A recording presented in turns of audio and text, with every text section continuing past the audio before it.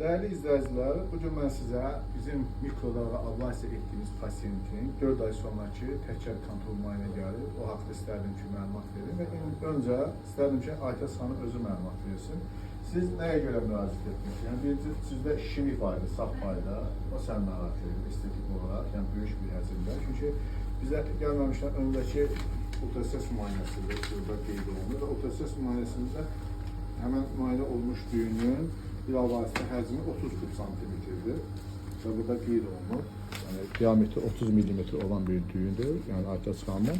Və biz isə onu mikrodalğa ablasiya etdik və ablasiyadan yəni, sonra kontrol müayinələr 1 ay, 3 ay, 6 ay sonra yoxlanılır. Amma pasiyentimiz Türkiyədə təhsil aldığı üçün, yəni bugün yəni, imtahanlar bitirdikdən sonra gəlsin də, hə?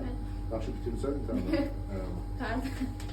İmtahanları bitirib gəlib və təkrar müayinə zamanı biz düyünün, yəni 30 kub santimetr olan düyünün, daha doğrusu 30 mm həcmi olan düyünün eninin bilavasitə boylama ölçümünün 16-13 kub santimetr, daha doğrusu 40 millimetrə qədər enliyini müəyyən etdik və hər 3 ölçünü götürdük və 3 ölçünün təkrar müayinə zamanı həcmi 1.3 kub santimetrə enmişdir. Yəni əvvəlki həcmin özü 50%-ə qədər bilavasitə düyün ölçüsündə şişirmə var.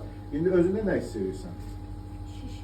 Şiş yoxdur, bəli, estetik olaraq. Bir dərman içmirsən, yəni bəli, bu üsulun və hər hansı bir kəsik də yoxdur. Həstədə heç bir kəsik yoxdur, iz yoxdur. Çünki yerli çeyrələşdirmə izolmuşdur və şinik buradaydı, sağ tərəfdədir.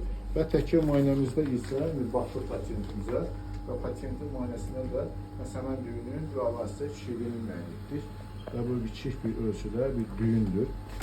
Düyünün ölçüsü budur və malzəmi çox yaxşı effekt verir.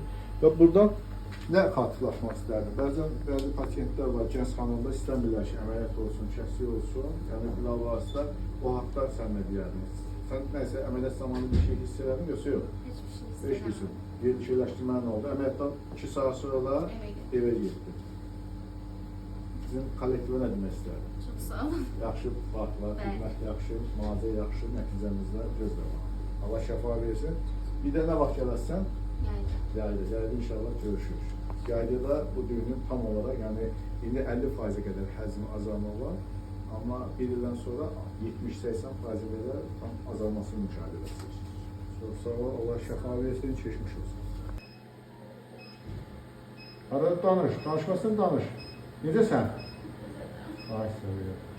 Qorxacaqsan. Qorxma, qorxma, mənim işim daha kes.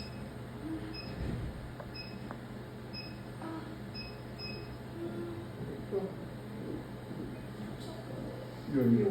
Herhalde başlamış. Yeni başladı. Yok, bir hareket edelim ha. Sen şimdi bana çekin. Bir danışma. Evet, danışma.